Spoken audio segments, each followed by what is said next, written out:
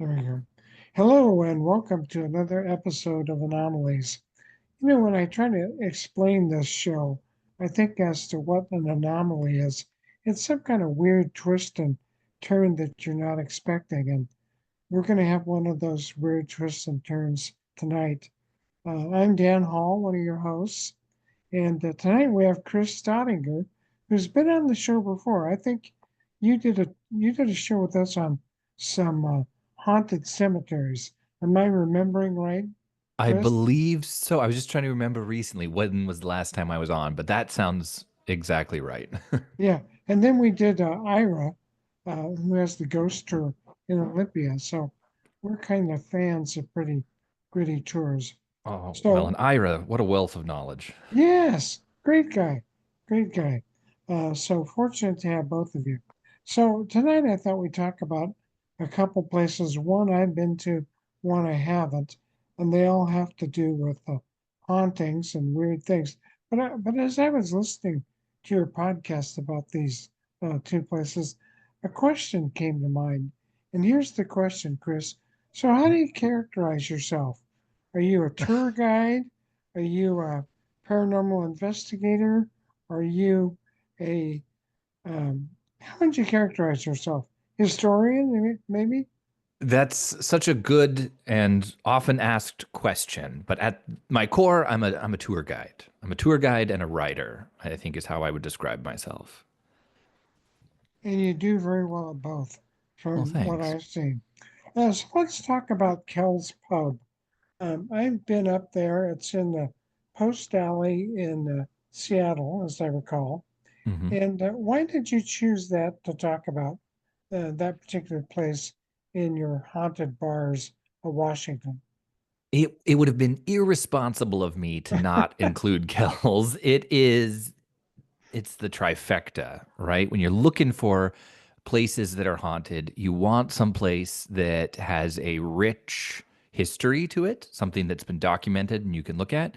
You want something that has unresolved darkness, and ideally, you want something that you can visit. And Kells is all of them.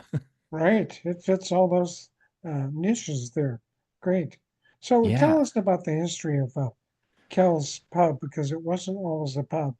It was not always a swanky Irish bar, but it began its life as one of the most modern and desirable funeral parlors. And it has an elevator in it, which when it was constructed in Seattle was very rare and bougie. But it was a one-stop shop for the dead because Mm, the mortuary was on the bottom level where they could receive and clean and prepare the dearly departed.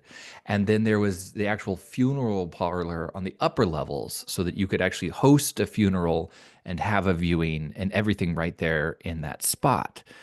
And it lived, or well, I suppose lived is maybe not the right word, but it yeah. continued as a mortuary and funeral parlor for a very long time. Um, I think the first time I visited it, I was not aware of its previous history. So, what kind of things did you find out about paranormal events that are kind of holdovers from when it was a mortuary? And if you'll forgive the other pun here, I suppose, had to really dig deep on this one. Okay. But Kells has always had a reputation for being haunted. Mm, People that have worked there and have visited have talked about seeing a couple different things pretty consistently.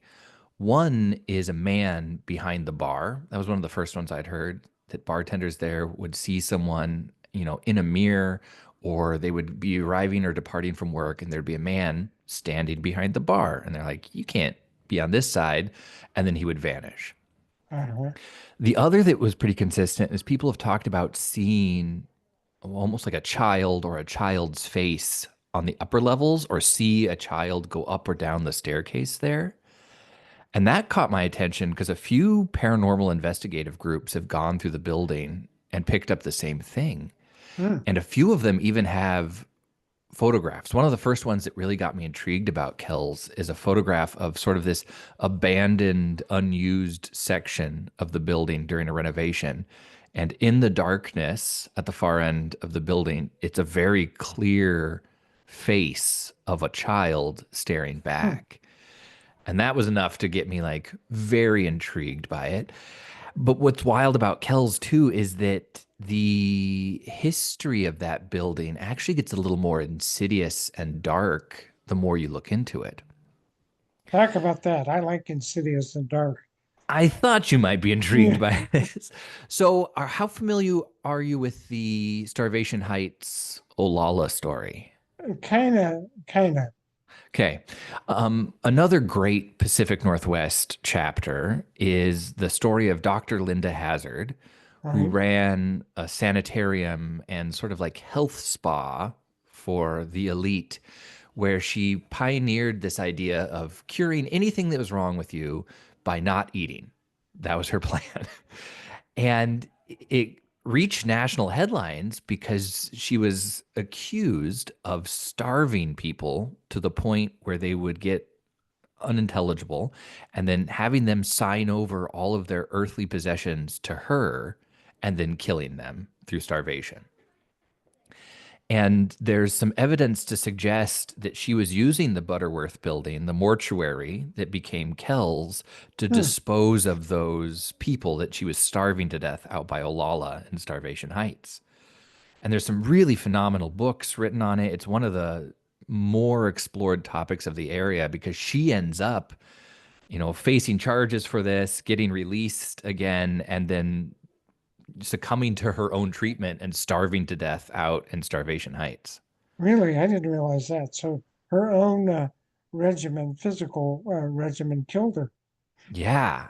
And Oh so my there's a gosh. lot of people that believe that Kells is a repository, is this place where the people that didn't have a chance to advocate for themselves after being murdered through starvation linger around trying to reach out and get some justice for their story. Hmm. Which I used to be part of a ghost hunting group here in Olympia. And one Hmm. of the, and I'm kind of interested in your perspective on this. So one of the question becomes, why do people become ghosts? Mm. And there are several theories about that. Some of those theories have to do with what I would call residual energy that can't necessarily interact with, but you can sense. I took a trip to Gettysburg here a few years back, and that's a place where there's a lot of residual energy. And then, of course, there's the intelligent hauntings where you can interact with the spirits. So, as you're talking about the two spirits that might be there in Kel's pub, how would they be best characterized as intelligent hauntings or as more residual energy? I think the ones that I've looked at most closely would be residual energy hauntings. I Hmm. think just that final moment seared something into the essence there, and you can feel it, that there's a need for more to be done for them, and it lingers like an echo almost.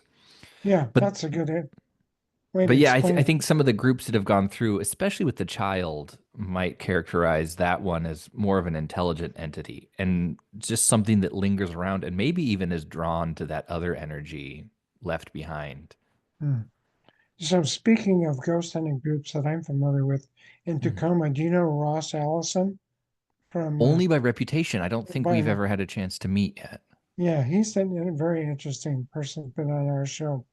Yeah, so it's that whole thing about, why does someone become a ghost, or is it just energy that's around there? So what have the ghost hunting groups come up with in particular? Have they come up with pictures or electronic voice phenomena? Do you know that? Electronic voice phenomena, I think, has been the highest concentration of things at Kells. But again, of the litany of photographs that are out there, some of the most convincing ones I've ever seen have come from Kells. Hmm, One of them, and I can't remember where I saw it, but it was definitely of a group that was doing video, and they have the shadow of a person walking up a staircase in front of them. And when they come wow. around the corner on that bend, there's nobody there. And like it's all closed up. And so for me, Kells has always been one of those ones where it seems like the best opportunity for evidence is truly there. And what's more fitting than an Irish bar for that, Yeah, right? Like, it really, yeah, highly fitting. Do any of the employees at Kells talk about their interaction with the spirits? And if so, I what they say?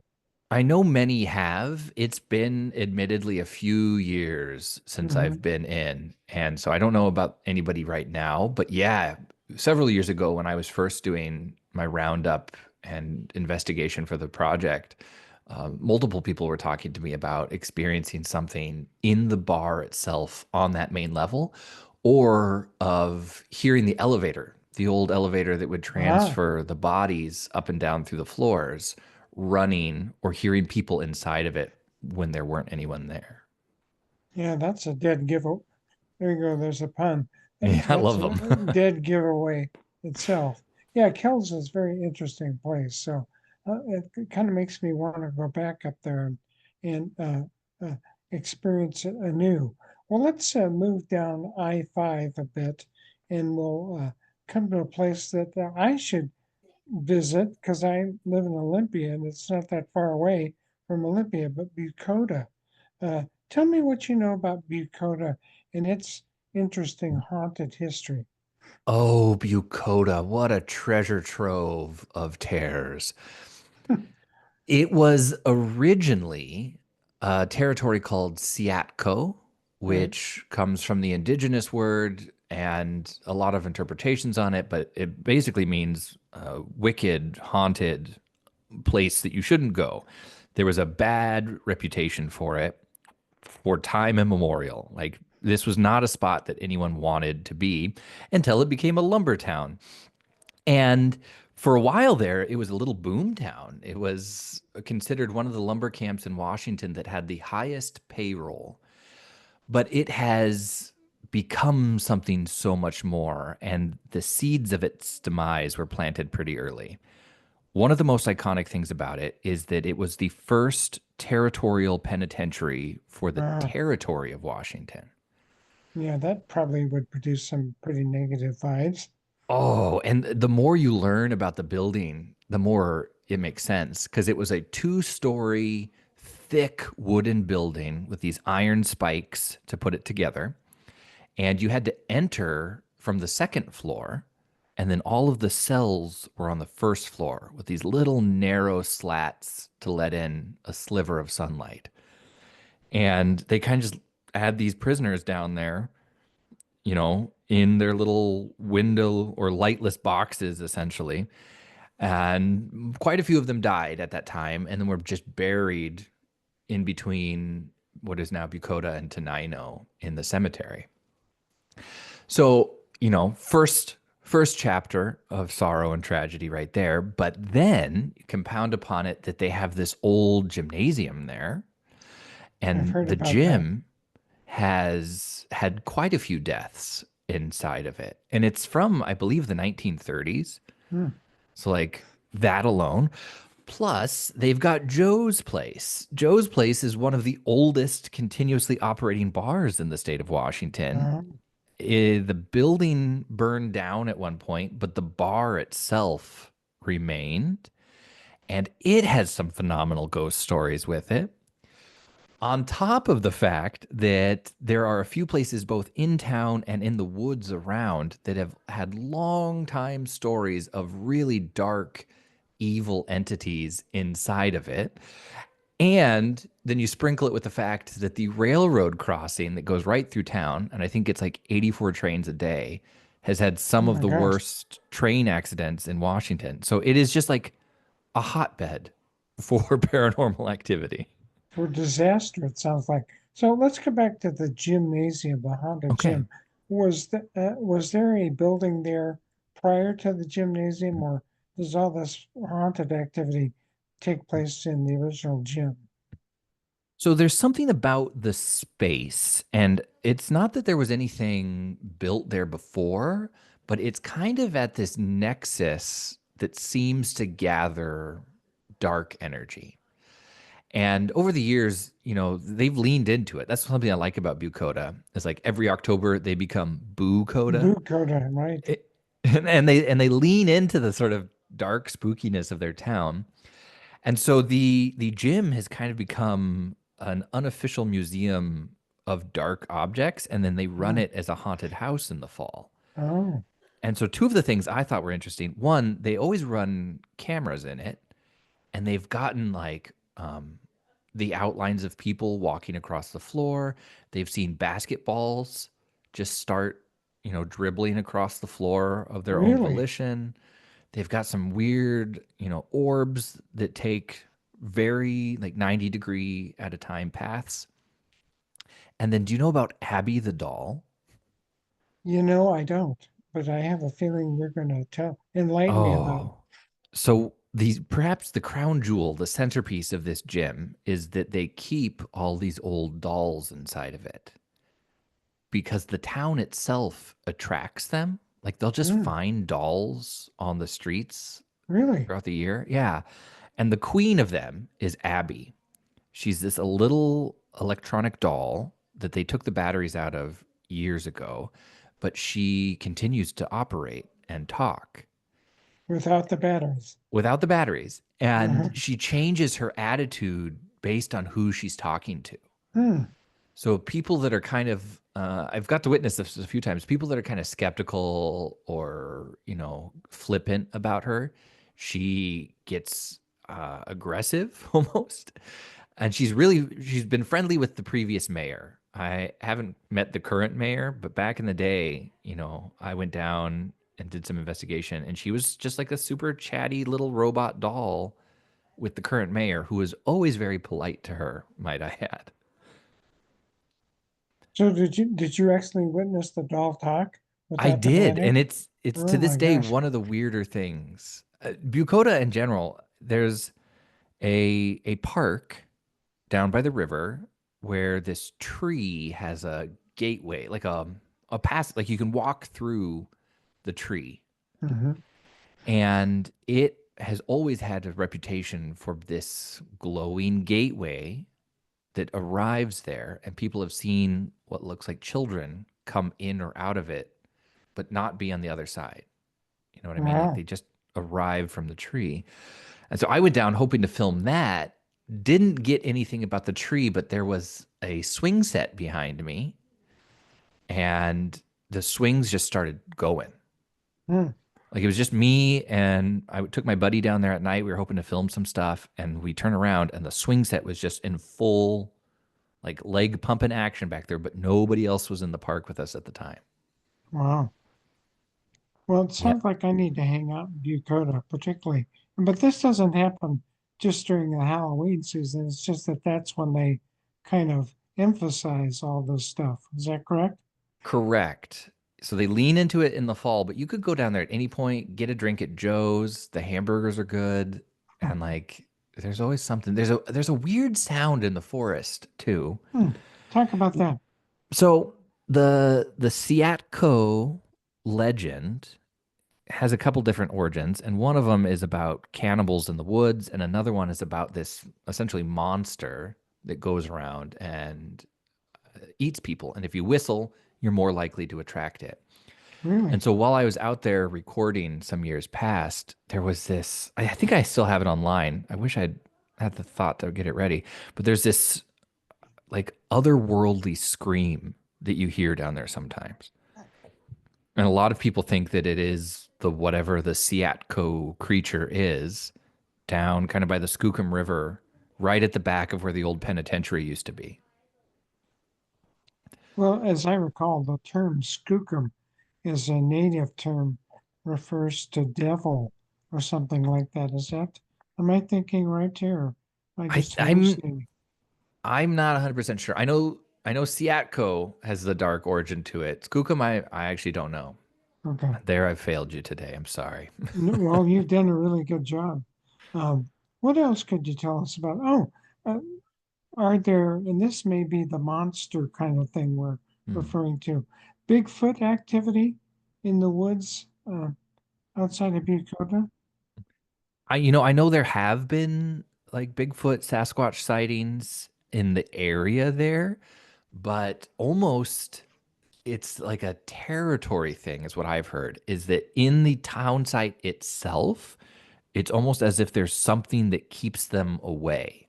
Hmm. And so, like Bigfoot enthusiasts, I did a program on Sasquatch not too many years ago, and I had a lot of I people be saw like, that. "Yeah, not down there because there's something that keeps it out of the town." And Huh. I have no difficulty believing that. Hmm. There's a heavy energy to that town that I love. Yeah, it sounds like I need to hang out down there. I'm just gonna digress here for a second Mhm. about Bigfoot. We do a ton of shows on Bigfoot. What's your spin on Bigfoot? What is it? Flesh and blood creature, something else? What's your sense of Bigfoot? Oh man. I've gone so far out of my way to try and not take a stance on this, but if I have to put money down, I And you think don't there's an have to if you don't want. no, I will. I will on this one. Okay. I have become of the mindset that there is an interdimensional element to Bigfoot. I think there is definitely something, but I think there's like a different plane that it can walk on that we don't interact with. That's my best stance on this these days. I think it actually might be a popular one because we did a show with Simeon Hine, who's a Hmm. PhD out of Washington State. And that's essentially what he talks about. He says that, and he's talking about other cryptids beside Bigfoot, but he says they have somehow been able to uh, harness energy in such a way so that they can cloak themselves. And that sounds kind of like the uh, supernatural perspective that you're referring to. So I don't know. I'm 73 and I've been studying Bigfoot since I'm 17. I have no idea what Bigfoot is. It's just very interesting. That's all I can say about it. It's a passionate topic, especially in the Northwest. Yeah. I know, but yeah, I think especially with the slew of UFO and extraterrestrial activity that's happened in the recent past. Hmm. Um, yeah, that's sort of my leaning these days. Yeah, Is we that just did a there's show something. with the National UFO Center, and they Hmm. talked about that same kind of, I don't know, connection between events, Bigfoot and UFOs. So I think there's a tendency sometimes to put those things in separate categories, but that might be a mistake. They may be more related than we think. Well, it's an ever evolving conversation. Yeah, certainly, certainly. What else can you tell us about Bucota or Kel's Pub? Something we haven't talked about that you wanted to share. I always recommend to people to go down to that area, and if you have the opportunity, go visit the cemetery.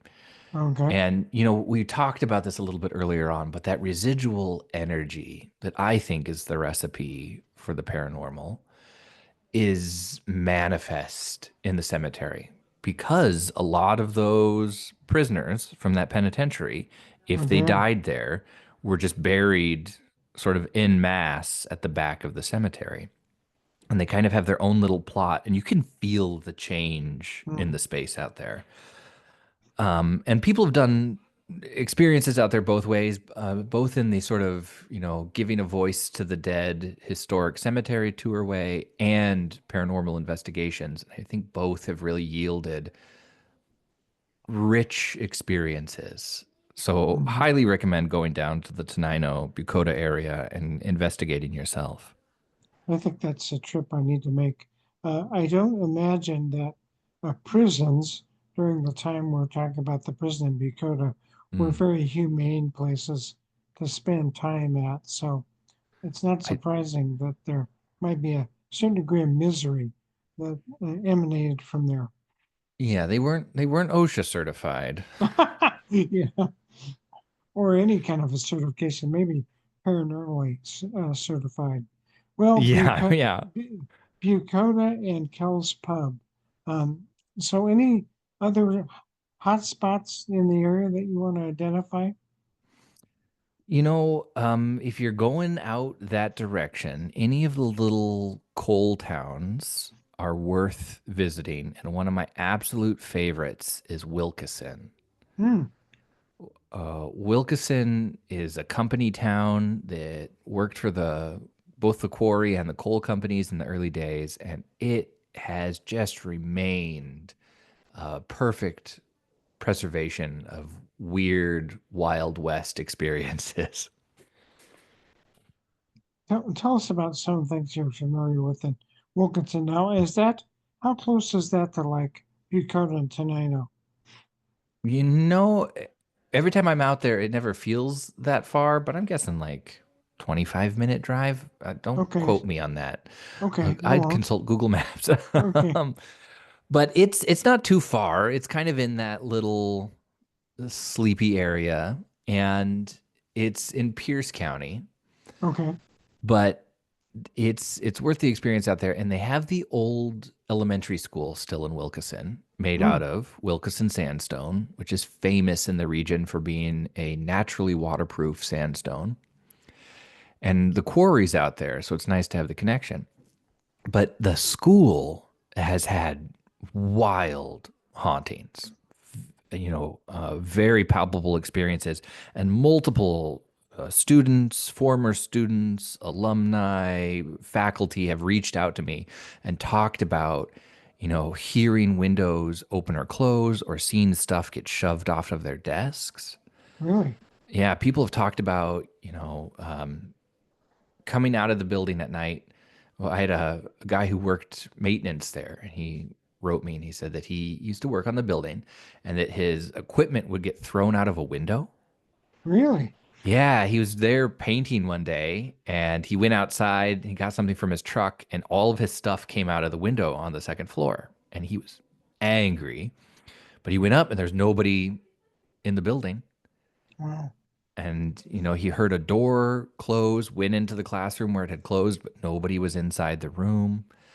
The school gets all kinds of good stuff. And it's not alone because the just down the road is an old hotel and bordello, the Oh, Washington, and by itself had a sordid past, but then for years it was owned by a woman who kept like mannequins and dolls and all this stuff inside of it.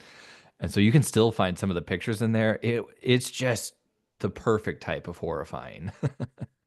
so is there any place you could suggest for pictures of either the school in Bucota, the gymnasium, or this place you're talking about that has the mannequins? Is there any place Yeah. online you can go look for pictures? Yep.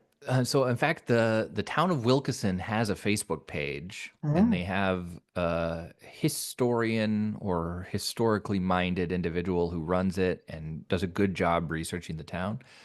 A lot of good pictures there.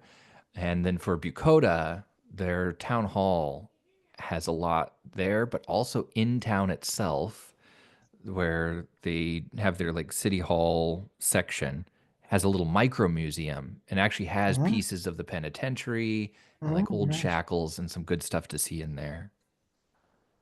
Well, I've got to make a trip to Bucota and maybe Wilkeson too.